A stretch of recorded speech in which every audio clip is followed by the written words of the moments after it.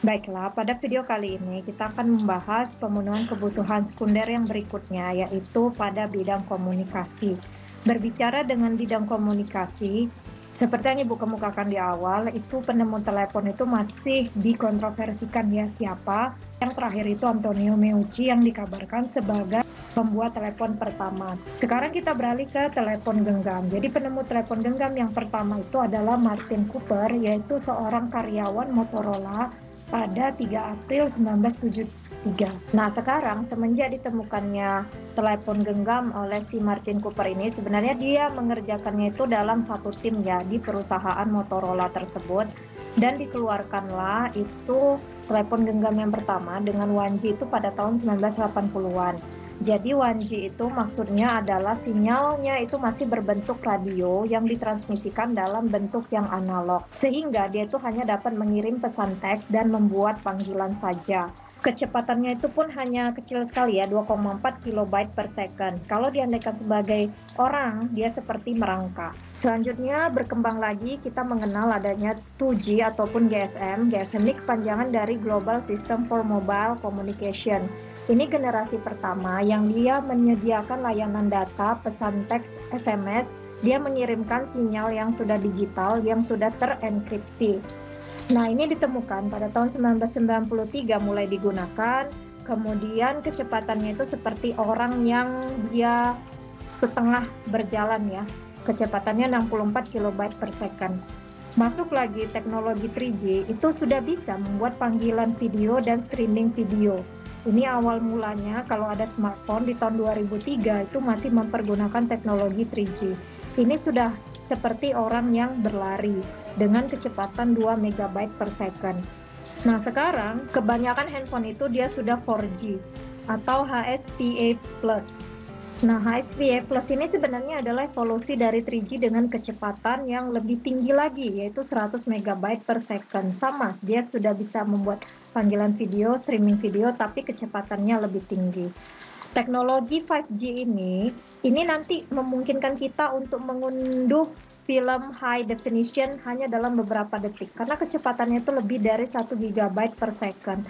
Diperkirakan, ini datanya pada tahun 2019 ya, itu tahun 2020 sudah ada yang mempergunakan 5G. Kalian mungkin bisa mencari beritanya, kalau kemarin itu Ibu baca beritanya itu dia di Korea Selatan sudah mulai melakukan pengembangan 5G. Apalagi Korea Selatan itu memproduksi Samsung yang banyak dipasarkan di seluruh dunia. Berikutnya, dalam bidang komunikasi, kita sih mengharapkan itu mempermudah dan mengefisiensikan kegiatan manusia. Artinya teknologi ini kita ibaratkan sebagai pisau ya, dia mempunyai dua hal.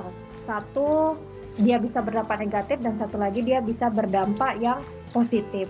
Seperti contohnya ini, seharusnya handphone itu, teknologi ini mempermudah kegiatan kita untuk mengorganisasikan pekerjaan dan lain sebagainya, tapi pada kenyataannya inilah yang terjadi. Kita saling berkumpul, tapi tidak berbicara satu sama lain. Dia sebenarnya untuk komunikasi, tapi pada kenyataannya untuk jarak yang dekat, kita tidak terlalu berkomunikasi. Hal ini itu pernah Ibu rasakan sendiri ya, ketika kembali lagi Ibu menceritakan pengalaman Ibu itu di negara Taiwan. Sangat banyak yang bisa Ibu ambil dari berada di negara orang lain. Pada saat Ibu pergi ke suatu tempat yang menjual makanan tradisional, itu seperti kafe tempatnya, ada dua orang yang duduk pada satu meja, namun mereka itu tidak saling berbicara satu sama lain.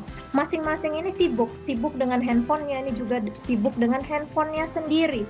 Mereka berkomunikasi hanya sebatas saja, tapi masing-masing sibuk dengan handphonenya sambil menikmati makanan.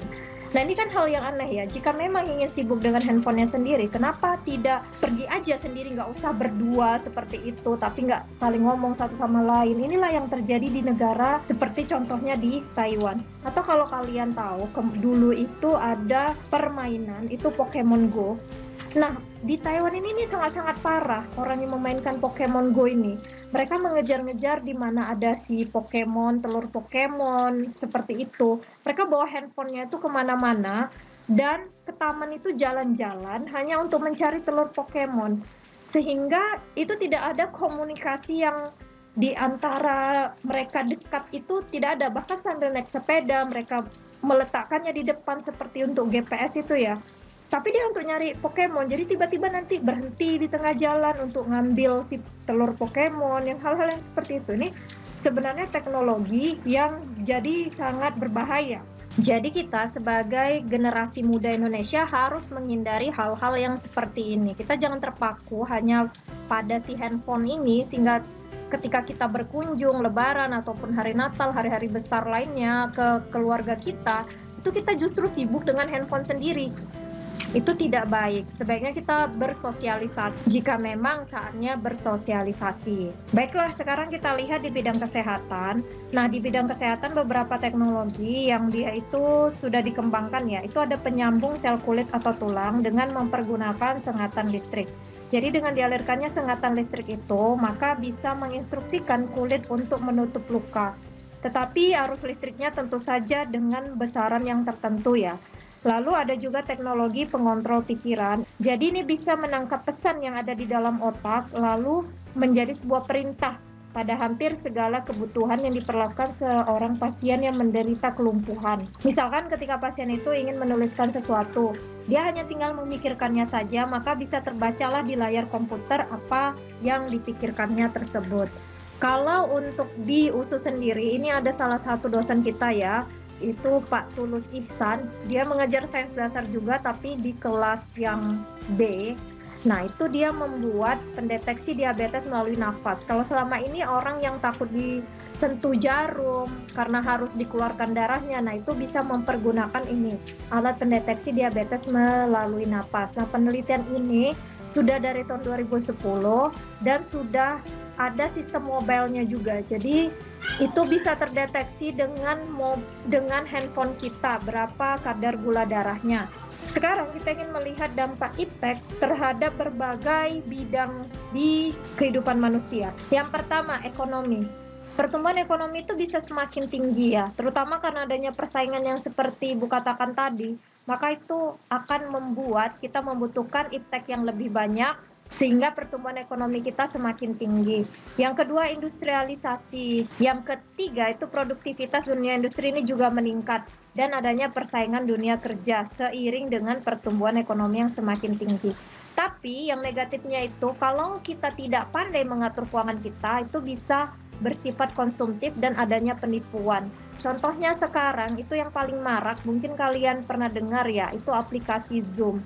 Nah, jadi Ibu mendapatkan informasi dari hacker Indonesia sendiri, white hacker Indonesia sendiri, itu memang Zoom itu ada salah satu bagiannya, selain datanya itu tidak dienkripsi, juga ada satu bagian yang memungkinkan adanya hacker untuk dapat meretas dan masuk ke dalam aplikasi Zoom yang sedang kita pakai. Mungkin bagi orang-orang yang dia tidak mempunyai ini ya, akun-akun mobile banking itu tidak menjadi masalah yang berarti. Tapi suatu saat ketika kita punya akun-akun ini, maka dengan gampang mereka nanti bisa meretasnya. Memang penggunaan Zoom itu dikhawatirkan, mungkin kita bisa beralih ke Google Meeting ataupun Google Hangout seperti itu. Simpan konsumtif juga ya. Karena banyaknya ada dunia industri menghasilkan banyak produk, kita semakin bersifat konsumtif. Apalagi kita buka Shopee, Tokopedia dengan gampang beli sesuatu. Dengan adanya mobile banking, kita bisa gampang mentransfer uang seperti itu. Tapi ini harus dihindari, makanya kalian mungkin bisa baca Robert Kiyosaki untuk mempelajari tentang finansial. Kita harus cerdas secara finansial. Dalam bidang sosial, teknologi itu bisa mempermudah komunikasi antar manusia dari satu tempat ke tempat lainnya. Inilah yang pertama sekali diharapkan dengan ditemukannya tadi telepon genggam. Namun yang terjadi sekarang seperti ini, anak-anak sudah sibuk dengan handphonenya masing-masing, mereka tidak berinteraksi satu sama lain. Sosialisasi kebijakan pemerintah dapat lebih cepat tersampaikan kepada masyarakat, ini yang positifnya. Negatifnya ini seperti ini, menjadi individualis, peluang masuknya hal-hal yang berbau porno, aksi, pornografi, kekerasan makin mudah.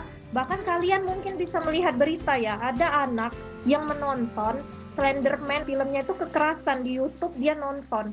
Dan setelah itu dia membunuh temannya karena terinspirasi dari film tersebut.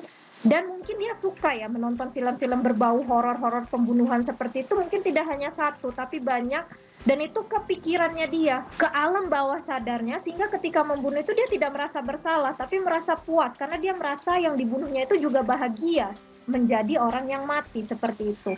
Jadi di situ dengan kata lain ada kemerosotan moral, dan kalau yang ini terjadi ya, anak tidak cerdas secara sosial. Memang benar, kalau misalnya kita jadi orang tua, anak-anak kita berikan handphone, itu mereka cepat diam karena terpengaruh oleh grafis dari visualisasi handphone tersebut. Namun ini juga bisa merusak psikologi si anak. Dia cenderung untuk tidak mau bermain dengan temannya dan sibuk dengan handphonenya sendiri. Itu tidak bagus secara sosial. Lebih baik seperti zaman dahulu yang anak-anak itu nggak mengenal handphone, nggak mengenal teknologi, mereka bermain-main dengan temannya. Secara sosial mereka itu lebih cerdas. Jadi kalau kalian nanti ke depannya punya anak, maka kalian harus mempertimbangkan psikologis pemakaian handphone untuk anak kalian.